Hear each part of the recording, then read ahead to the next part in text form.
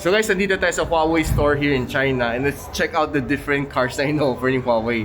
Starting with this one, si Aito M9. So this is the Aito M9. Yeah. Ayan guys, ang ganda, very premium ang ganang color, no? Blue and white na combination, no? Yan, this is how it looks like this sa likod. Yun. Ito naman yung isa niya. Lockseed R7, no? Medyo mas maliit siya ng konti kaysa kay Aito. Ayan. Ganito yung itsura niya. Looks pretty cool, no? And I believe na it's being powered by the Harmony OS, no? Ibang premium feel niya.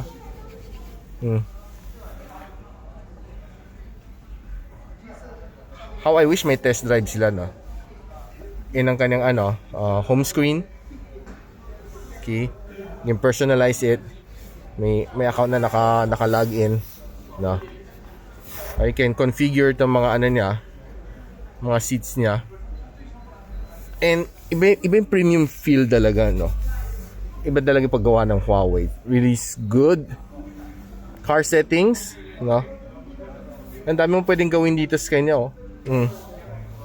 Yung nga lang, the problem is naka-Chinese. But I think mga Huawei na car, pwede mong gawing English ang kanang language, no? But hindi ko na siya pwede kalikuti kasi this is a display unit dito sa loob ng store. And I would say na it's really nice, no? How I wish na someday soon magkaroon din dito sa Philippines, no? Itong SUV ni Huawei. So let's take a look at doon sa pangatlo na sinasabi ko na. Pati dito, Huawei sounds premium, really good, no? Frameless din yung kanyang door. And this is the other one na sinasabi ko, Stelato S9. See how it looks like. It's more of a sedan type na kotse. Yan. There's sa likod. This is more of a simpler itsura niya. Ganito yung charging niya. Okay. So, yan. Frameless din siya. Premium na premium feel. No? Iba. No, so, GPS siya. Meron siyang mga no. Kaya pala napansin ko, parang walang side mirror, no. Meron siya dalawang dito, which represent yung side mirror mo. Kasi yung side mirror nakita ko is camera na lang siya, no. Siguro mahal nito pag once na ninakawan ka ng mga no, sa Banawi.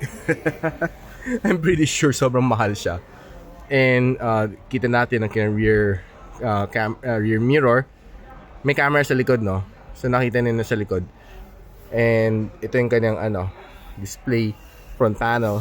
Really good stuff over here, no. So this is the Stelato S9. Really ma-amaze ka lang talaga, no. I'm just hoping na pretty soon sana magkaroon dito sa Pilipinas. Can't wait to try it out once merong test drive unit sa Pilipinas. And I'm one of the first to line up talaga just to try this one out, no. So so far so good. And yeah, it'll be meron siya sign in, no. Yan, pwede mo kalikutin ng car settings, no. Lahat nandito. Yan. So there you go, guys. So follow me for more update sa mga kotse na meron ni Huawei. I'll see you around.